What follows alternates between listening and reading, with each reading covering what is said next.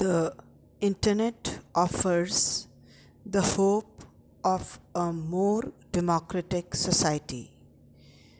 By promoting a decentralized form of social mobilization, it is said the Internet can help us to renovate our institutions and liberate ourselves from our authoritarian legacies. The Internet does indeed hold these possibilities, but they are hardly inevitable. In order for the Internet to become a tool for social progress, not a tool of oppression or another decentralized broadcast medium, or simply a waste of money, concerned citizens must understand the different ways in which the Internet can become embedded in larger social processes. The role of Internet in modern society cannot be understated. Most of us hardly remember the times when there was no Internet. Some did not even experience life before Internet. But what exactly is Internet? What do we use it for? Why has it become so important? Internet works as an equalizer. The role of Internet in development of democratic societies is that it enables people. It lets them find out more about other countries and cultures, make a choice on who they want to see in the government, and generally be more aware of their rights. Internet is an important tool in building a democracy. Internet has opened a new world for many of the people around the world. Many opportunities are available here. It is a manifestation of never-ending innovation and creativity. It knows no boundary but brings huge economic chances for people in every country. Internet allows people to improve the quality of their life. It opens access to the previously inaccessible things. With almost 3 million users, Internet has been emerging as one of the most important tool of communication. Instead of the use of Internet isolating us from our family and society, we should use this medium to make the society come closer to develop communication in the larger social processes.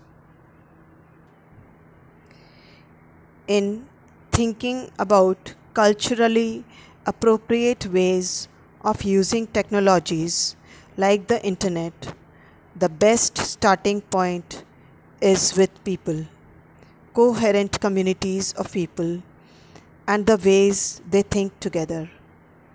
Let us consider an example.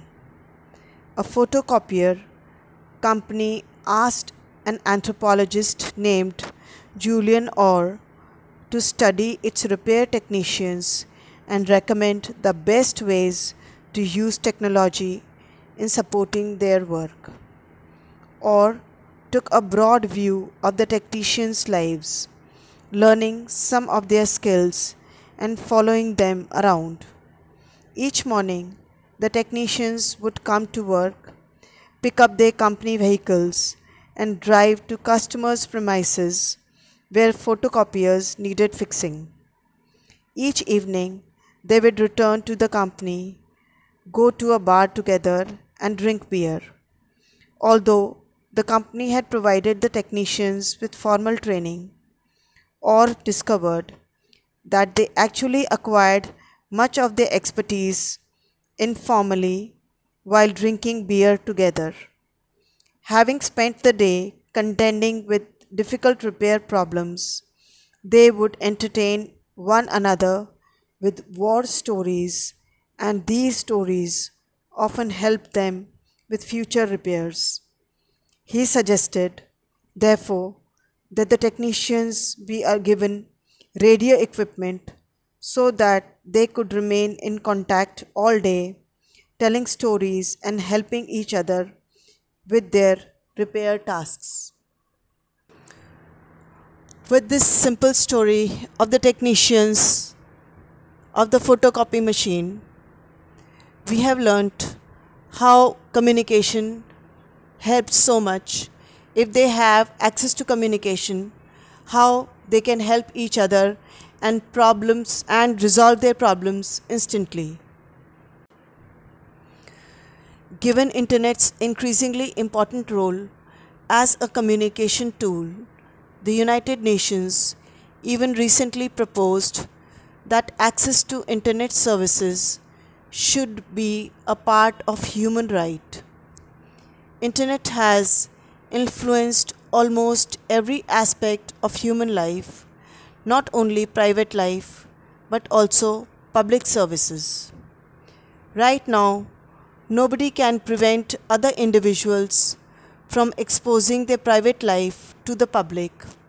More couples and families even post the images or videos of their family vacation in remote areas. On the other side, internet also allows the public to know what the government is doing. Now even people on the street know what is happening among the political parties and the government officials. It allows a company to what the competitors are doing and going to launch, and allows the public to criticize what the producers offer. In other words, internet provides open access almost without limit. Internet is for everyone. It shapes a new platform in business and public services. It provides energy for more people to shape their own life by making advantages of the wide open opportunities. Right now, more people are still the internet users instead of network owners. However, along with its increasingly significant roles, internet will become a universally accessible platform which will allow people to have improved life quality. However, to realize this, a regulation is necessary to make sure that everything is at the right line. As Orr's story suggests, people think together best when they have something important in common. Networking technologies can often be used to create a space for communities of practice, like the photocopier technicians, to think together in their own ways. This is perhaps the most common use of the internet. Discussion groups organized by people who wish to pool their information and ideas about a topic of shared interest. At the same time, we should not consider the internet in isolation, regardless of whether they are located in the same geographic region or distributed around the world. A community's members will typically think together using several media such as the telephone, electronic mail, printed publications, and face-to-face meetings, and the internet is best conceived as simply one component of this larger ecology of media. With the example of our story, the writer has very nicely explained how internet is important and how it can be indispensable, improving the quality of life and getting the work done in an easy way. In our digital age, it is hard to imagine our everyday lives without the internet. It is used in almost every infrastructure and in almost every home. It opened up a new realm of opportunities to people who could not even dream about it before. The biggest advantage of the internet is that it makes things easier and more accessible.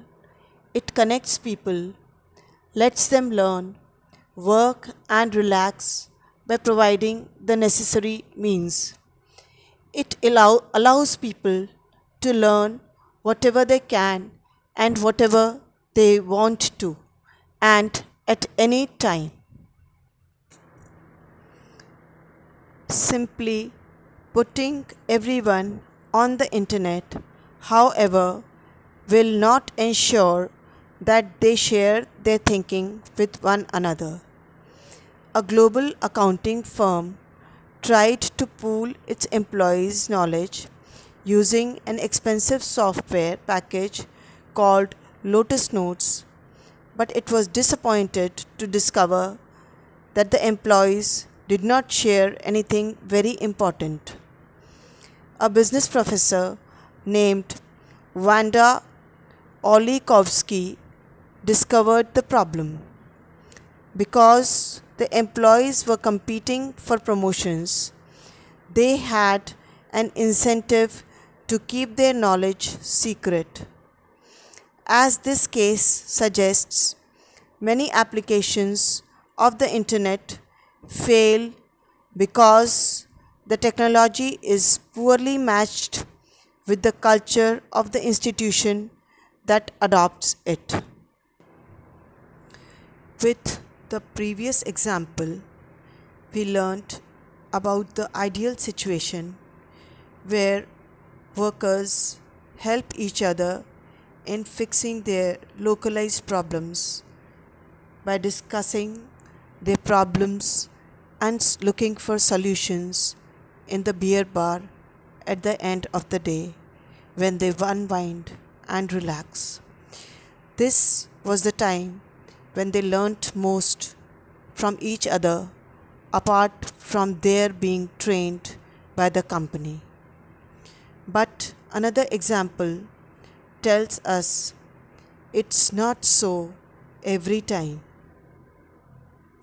People competing with each other do not like to share their skills. Many applications and softwares fail because people don't use them up to the mark, as they don't want to share their secret skills which they think will keep an edge over others. Ultimately, it is the mindset of the people who use technology that decides everything. Till this day, the applications and technology are not at par with the culture of the institutions that adopt it.